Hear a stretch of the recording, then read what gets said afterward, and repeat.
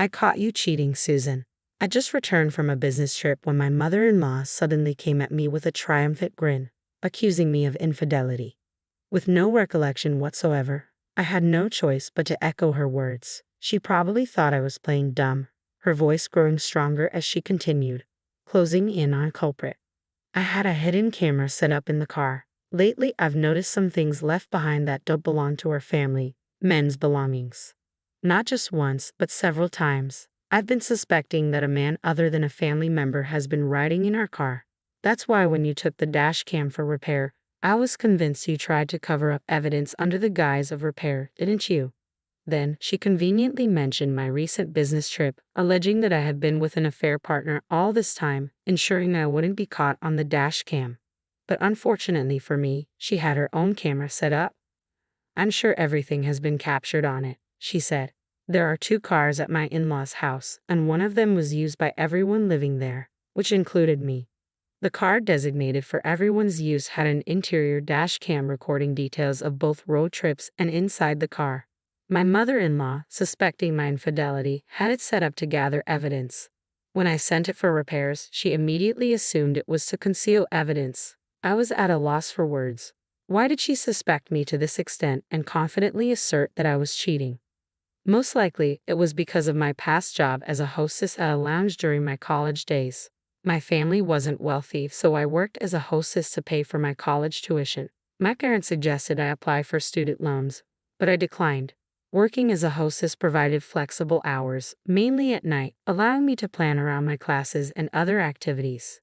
Socializing with older men provided valuable learning experiences about economic structures and different industries, which proved useful in my current job. When I started dating my husband Mike, he knew about my past but didn't disclose it to his family, especially his conservative mother. However, during a visit to his parents before our marriage, his mother discovered my past job and erupted in outrage, demanding that Mike break up with me. Mike defended me, explaining that I only worked as a hostess serving drinks and having conversations, but his mother's reaction had already tainted her perception of me. I knew that, so why didn't you tell me? Mike sighed deeply. Because I knew this would happen. I was waiting for the right time to talk to you about it. How did you find out, anyway? With some hesitation, his mother replied in a faltering tone. Melissa started talking about how she wanted to work as a hostess to earn money. She apparently came across a top all-time popular hostesses article online and found Susan. Melissa is Mike's younger sister. She's into flashy things, has a tendency to change boyfriends frequently, and definitely fits the typical image of a hostess in general. So it's okay if your own daughter wants to become a hostess, but it's not okay for anyone else. As Mike spoke with a mixture of exasperation and disbelief, his mother's voice grew shrill. I never said it was okay for her. How rude. But you didn't scold her like this, did you? Wow, when you brought this woman here the first time, I thought she was a respectable young lady, and I was relieved. I didn't know she was a filthy woman. She deceived us. Susan is indeed very responsible. She worked as a hostess to pay for her tuition, not for mere leisure like Melissa. She didn't neglect her studies and quit right after she graduated. She even secured a position at a reputable company. Her performance at work was even better than mine. At these words, his mother clenched her lips in frustration while I was deeply moved. He stood up for me as I was being condemned, but I couldn't help but feel concerned about the deteriorating relationship between myself and the woman who could become my mother-in-law. Just as I was contemplating the challenges of marrying Mike despite my love for him, he surprised me with a proposal. But what about your mother? She would absolutely be against us getting married. Don't worry about her. My dad used to take his clients to lounges with hostess services for business, so he understands. He actually helped me convince my mom. Really? Absolutely. While I was skeptical, Mike was full of confidence. Despite my lingering anxiety, I chose to trust him and nodded in agreement. Our plan was to find a place for the 2 of us to live together after getting married. Mike, being the second son, always joked that if anyone should live with their parents, it should be the eldest son. His older brother wasn't married at the time but had a fiancée, so I naturally assumed they would be the ones to move in with my in-laws. But then we'd rather have Mike live with us. To my surprise, my mother-in-law, who had previously belittled and criticized me as the filthy woman, was the one who brought up such a proposition. I couldn't fathom her intentions, but since we had already pushed through with the marriage against her wishes, I couldn't refuse when Mike voiced his worries, asking if I was going to be okay. I confidently assured him that I was going to be fine. Shortly after our marriage, we began living in Mike's parents' house. Our newlywed life consisted of living together with my in-laws and sister-in-law. Melissa had actually gotten married a little before us, but her husband was immediately assigned to an overseas business trip, so she remained at her parents' house. Just like Mike said, my father-in-law was understanding and treated me kindly. It helped that I had experience conversing with older men, so our talks were quite engaging. My mother-in-law didn't seem to approve of that aspect of me either.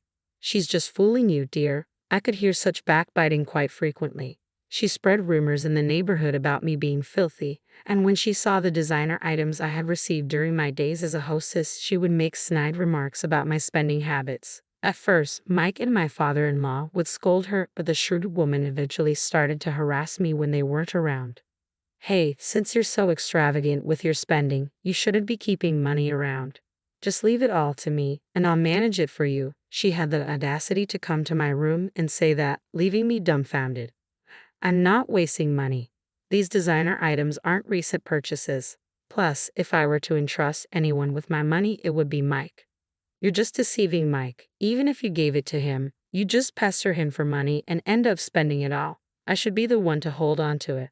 Besides, the other day, I witnessed you returning home after drinking with a man. You seem to have a penchant for men, don't you?" That man happened to be my boss. If you work for a company, it's natural to occasionally socialize over drinks, isn't it? Always making excuses, she demanded. "Just hand over your money to me." I was at a loss for words. But since I'm not someone who spends a lot of money in the first place, it wouldn't inconvenience me much even if I were to give her a portion of my salary. So, I replied, "I guess I could give you about half of my salary, but remember, it's my money that you'll be managing, so don't use any of it." "How could you say that? You were really rude." That's how I ended up giving half of my salary to my mother-in-law each month. She would come to my room to collect it, perhaps to keep it a secret from Mike and my father-in-law. Melissa, my sister-in-law, was more favorable towards me. She would approach me in a friendly manner and ask about my days as a hostess or seek advice on her friendships. I appreciated her friendliness, but it wasn't exactly comforting, given that she was far more reckless with her money than me but never got scolded for it. Plus, I noticed that she had been occasionally taking and using my personal belongings without permission. In the beginning, she quietly borrowed them and returned them, but eventually she stopped returning them. My mother-in-law's behavior was escalating as well. She would follow me. On my days off, whenever I interacted with a man, she would take photos, claiming them as evidence of infidelity. She'd share these photos with Mike and my father-in-law, insisting repeatedly that I was having an affair and should be kicked out. "I want to trust you." Mike spoke to me with powerless words that seemed to contradict his true feelings, after being shown evidence of infidelity by my mother-in-law for who knows how many times. "But the number of photos my mom brings to me, isn't it excessive? Have you been meeting men behind my back?" "No way," I interrupted him out of shock. "Your mom takes photos of random people I bump into or people asking me for directions, strangers I absolutely don't know." "Yeah, you're right, sorry." Mike's voice lacked energy, and I didn't feel he fully believed me. Melissa would buy into everything my mother-in-law said, often commenting, whether maliciously or not, "Susan, you really have a lot of men wrapped around your finger. That's amazing." Her words seemed to be taking a toll on Mike as well. My mother-in-law's boasts about having caught me red-handed came amidst this ongoing tension. I finally got definitive proof of Susan's infertility. With that, she summoned my father-in-law, Mike, and Melissa to watch the hidden camera footage with her. I knew everyone was suspicious of me due to my mother-in-law's outrageous behavior. Even Mike started to think I might be cheating, but just as strongly as my mother-in-law insisted on her evidence, I had absolute confidence that I hadn't done anything wrong. And at that moment, only, I knew about the shocking footage that was about to disappoint my mother-in-law's expectations greatly. My mother-in-law pressed the play button, and immediately the inside of a car was projected on the screen. Everyone except me held their breath. What appeared on screen was, in fact, Melissa indecently dressed and flirting with a man. That's right, I was the only one who knew about this. The man's belongings that did not belong to the family, as my mother-in-law had put it, were the belongings of Melissa's lover. What? Wait, what's going on? My mother-in-law spoke so fast and pressed the pause button on the remote several times, but perhaps due to her panicking, her fingers couldn't actually press the button, and the image of Melissa in disarray continued to play. Melissa's voice filled the room. Stop it. Turn it off, she cried out in a voice filled with anguish, on the verge of tears. Why? Why did this happen? But Melissa deleted all the footage from the dash cam. When I opened my mouth, everyone turned to look at me. Clearing my throat, I continued. Earlier, your mother didn't mention that this footage was from her hidden camera. You let your guard down because you thought you had deleted your own affair from the dash cam, leaving only mine. Melissa, with a look of despair, directed her gaze towards her mother. Why would she put a hidden camera? That's awful. It's like you're spying. If you wanted to capture Susan's infidelity, you should have at least told me about the camera. And why didn't you check what was being recorded? I can't believe this. Those words sparked anger on Mike's stunned face. What the heck? You're okay if Susan is the victim of a hidden camera, but not you? Cut the crap. It's okay, Mike, I said, and continued. You know, Melissa, dash cam data is usually stored on a memory card and can be recovered even after being deleted. The dash cam was acting up, and because I knew that you've been deleting things, I had it restored while it was being repaired. So, your fare is recorded on the dash cam too. Oh, and obviously, there's nothing of mine. I never cheated. Tears swelled up in Melissa's eyes as she stared at me. Why? Why would you do this to me? We were getting along so well. Normally, you don't just take things that belong to someone you're close to, do you? And didn't you, along with your mother, keep saying that I was having an affair? If it really was a relationship based on mutual respect, we wouldn't do such things to each other. It's only natural to be angry if someone does that. I didn't take anything without permission. Melissa passionately argued to the point of straining her voice, but such lies won't hold up.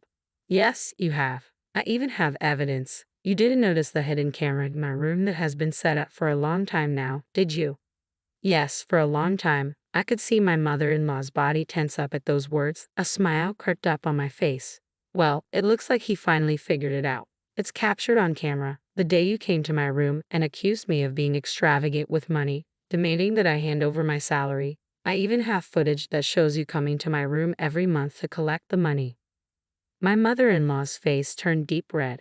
That's because you squander your money. I was just holding on to it for you. So, where's all this money you've been holding on to for me? No rebuttal came. My mother-in-law's face remained red, and her teeth clenched in frustration. I know what you were up to. You've been following me every time I leave the house. But I've also been following you when you go out, and you know what? You've been going to male strip clubs, haven't you? Multiple times a week. You needed money for your addiction. My father-in-law finally spoke up. He looked at my mother-in-law intently, as if pleading with his eyes. She lowered her gaze. Well, it's true in a way. I may have gone there occasionally. But Susan, can we see the footage from your hidden camera? When my father-in-law spoke, my mother-in-law unleashed her words as if she had been struck. There's no need for that. Having a hidden camera in the first place is despicable. But you did the same, didn't you? Mike said with a sigh. Moreover, you were the one who placed hidden cameras in the car used by all of us and secretly followed and took photos of Susan. Susan only had a camera in her own room. Which do you think is more despicable? Once again, my mother-in-law seemed at a loss for words. I went to fetch the camera in my room with my father-in-law, and we checked the footage. There was Melissa stealing my belongings and my mother-in-law demanding money and coming to collect it. Everything was recorded. I am truly sorry. Once we finished watching the footage, my father-in-law apologized. Even when I told him it was okay, he wouldn't stop apologizing. Mike joined him and apologized to me as well. I screwed up. I should have stopped Mom from following you and taking photos. I let my own insecurities get the better of me. I'm sorry. He looked up with worried eyes and asked, Can I still be your husband, Susan? Of course you can. At my words, Mike finally smiled. My father-in-law demanded my mother-in-law to return the money to me and also served her with divorce papers. Despite her pleas of having no money and begging him not to leave her, my father-in-law was resolute, and they ultimately divorced. She's now working full-time in order to repay me and cover her living expenses. I'm sure she doesn't have any spare time to visit strip clubs anymore. Melissa was kicked out of the house, and her husband, who is still on his business trip abroad, left her as well. It didn't seem like she was particularly bothered by the divorce, perhaps because she had always been averse to being tied down by one man. On the other hand, what seemed to hit her hard was having to repay me for the numerous designer items she stole from me. She finally started working as a hostess, but not being particularly bright or street smart, she doesn't seem to be doing well. There's even talk of her turning into a sex worker to make ends meet. While I can't say for certain, it seems she's desperate to make money.